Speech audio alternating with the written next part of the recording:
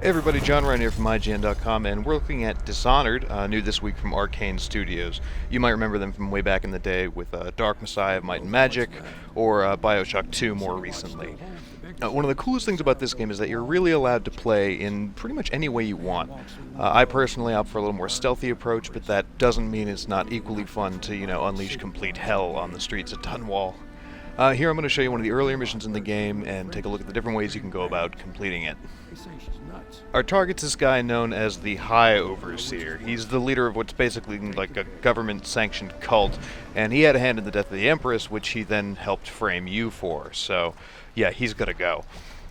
We'll start off down by the riverbed where we get dropped off by boat. We'll have to make our way through the city streets, and then through the town square, and then eventually into his offices. Now, as almost every chapter of Dishonored, there's a bunch of side missions and little mini quests that you can kind of opt into along the way, but for right now we're just going to stick to the main objective.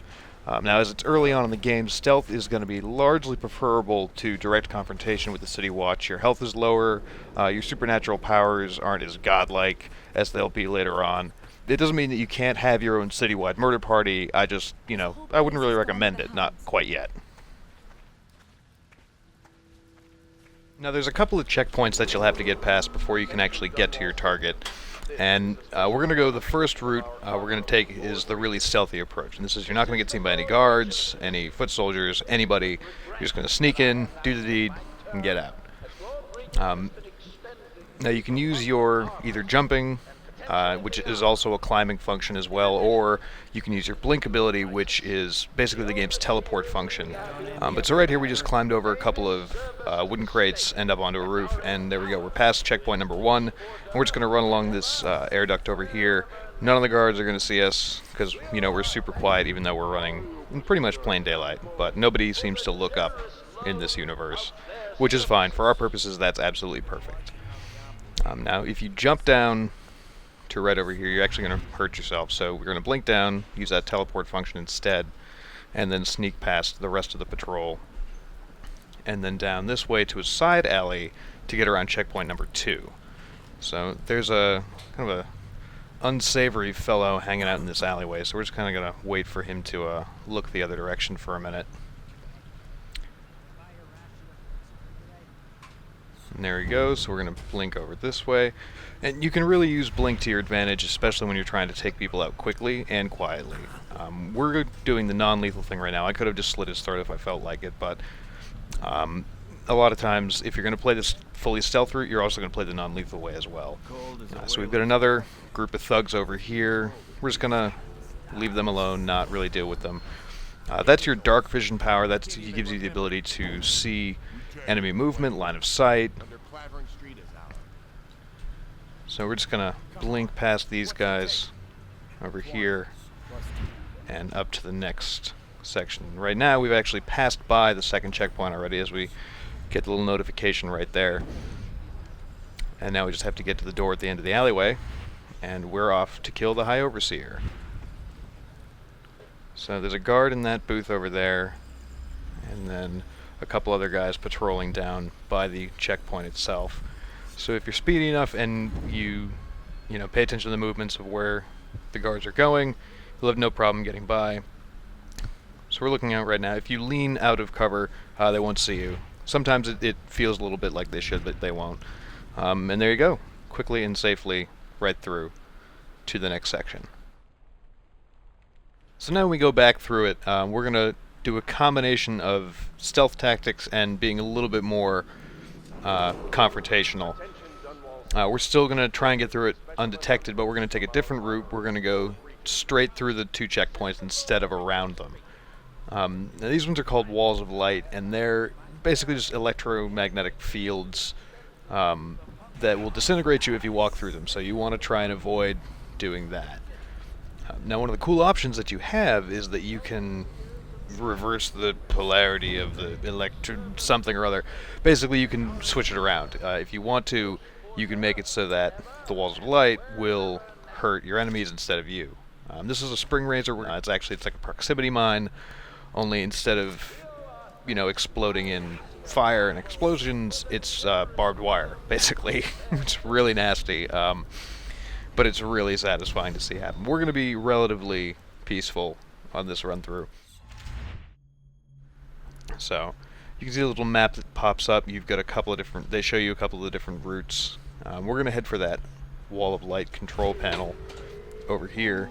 We're going to unplug it so the whole thing powers down. Now, if you watch, see those rats? That could be you. So you want to avoid that being you, and you just unplug the whale oil tank, and we're going to wait for this guy to get past us. And the cool thing about this universe is, yes, that is supposed to be whale oil. Apparently everything in this world runs off of whale. So we're going to just put him to sleep and put him over in the corner here, and then we can just sneak straight through the checkpoint. Let's make sure no one's watching. Doo-doo-doo. Check around the corner. Alright, so there's two guys way down there, but they're having their own conversation. They're not really paying attention. So we're just going to loop in this way, and there we go. We're through checkpoint number 1. And we just sneak straight down the middle of the street here. We'll use that dark vision to make sure. Alright, so there's an extra guy over there we have to watch out for.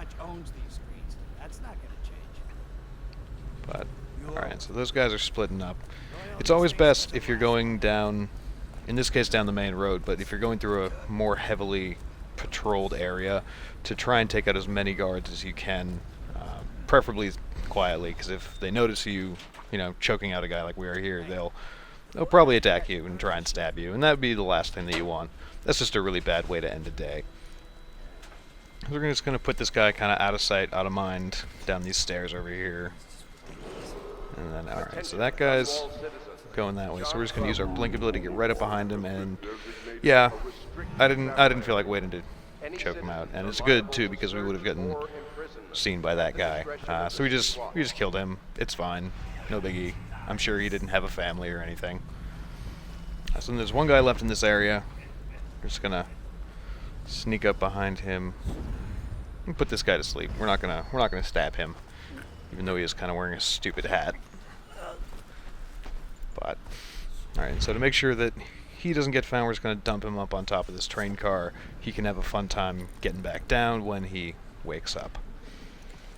Alright, so this is the next checkpoint. There's 2 guards standing by it. And odds are there's probably more than that on the other side of that wall.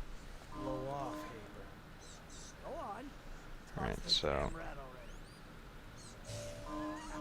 we don't want that rat to be us, so we've got to unplug it, because it looks like the control panel for it, where you could rewire it, is on the other side. So we're just going to wait for this guy to kind of get out of the way. And the thing about disarming walls of light especially, sometimes arc pylons, which are very similar, is this. A lot of times their control areas are in well-patrolled or well-guarded areas, so you really do run the risk of, getting into a street fight that you don't necessarily want to be in. Now that's a cool thing that it's worth noting. The whale oil there explodes. It's highly volatile, so if you throw a barrel of it, or if you shoot a barrel of it, they basically act as red containers from any other game. So in this time we're going to go through, we're going to be a little bit more careful, because that's the key. If you're trying to sneak through a well-guarded spot, you really want to be patient. Patience is the key. So we're going to wait for this guy to turn around and go on his merry way. There he goes. The other guy he's off over that way doing his thing. So we're just going to yoink, unplug that, sneak back here. Now he's like, hey, what's going on over there? I'm going to be more patient and wait for him basically to come over and change it, because if we jumped right now, he'd notice us. Because our blink, you can upgrade your powers, which is really cool. Right now, our teleportability, you can only travel just a short distance. So see, he would have seen us on his way. So we're just going to sneak through checkpoint number 2. There we go. We're just going to sneak our way up the street here. Now you can see 1, maybe 2 guys at the end of the road. A couple of rats. And this is the pathway we came up in the last one.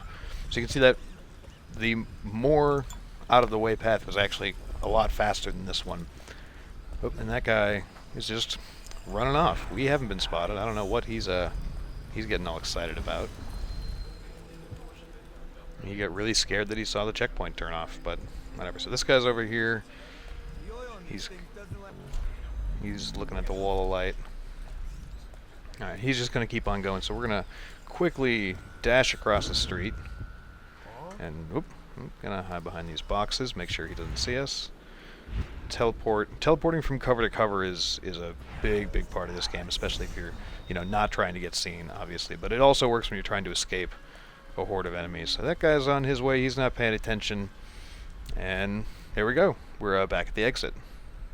And of course, there's always the option, which is really fun sometimes, to just bust in and start, stabbing fools left and right. So we're just going to be on the assault from the get-go in this run. And we just, basically told every guard in the tri-state area that we're here and we're ready to party with swords.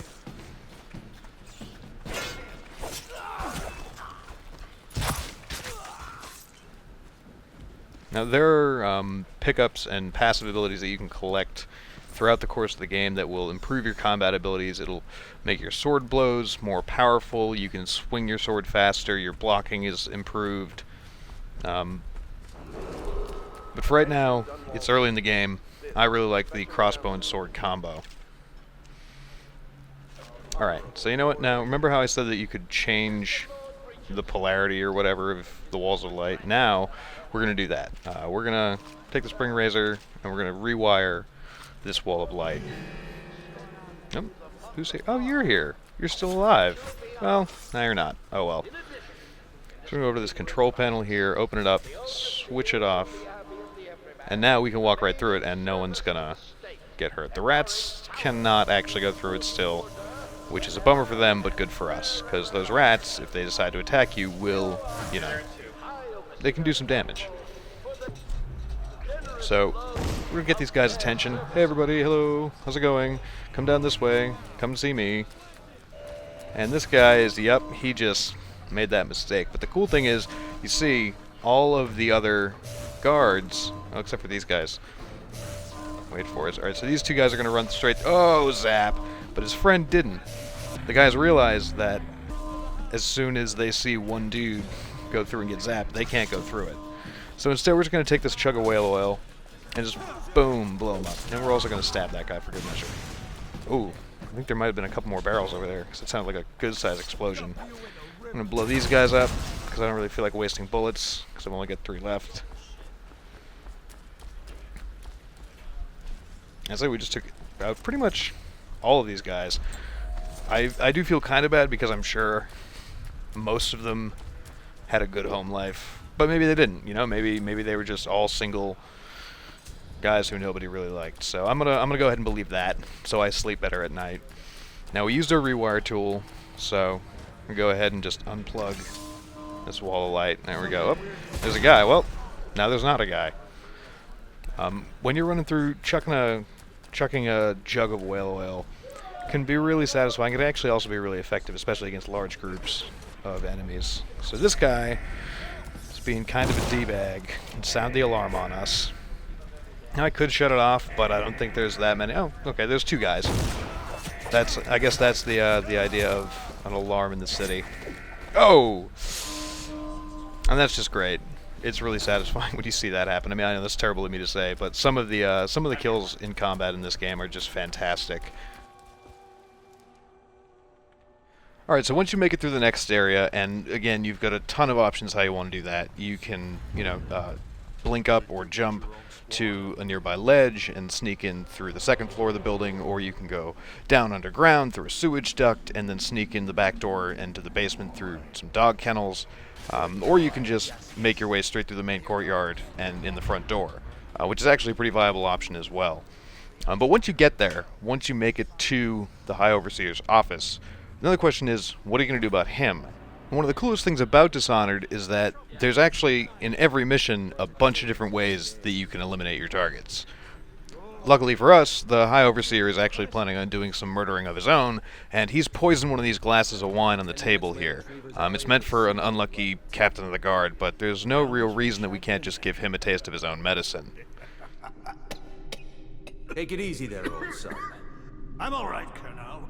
Stop this! What on earth are you talking about? No time, no time. Listen carefully. You must instruct the Lord Regent to burn the Black Book. Understand? Burn it! What Black Book? What do you mean? Tell him. Warn them. And then die of plague, you useless incompetent. I never liked you. It's also worth noting that ensuring the captain's survival is an optional mission goal, but if you're so inclined, it's just as easy to poison both classes. Campbell.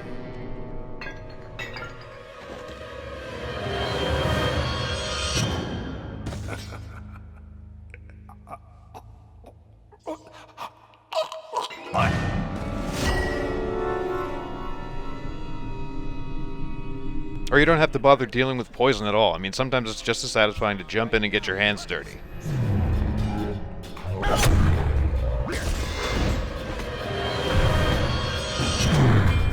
Really, really dirty. You're going down. And then you can just, you know, bash and fight your way out the back door. Someone get over here. And execute any intruders on sight.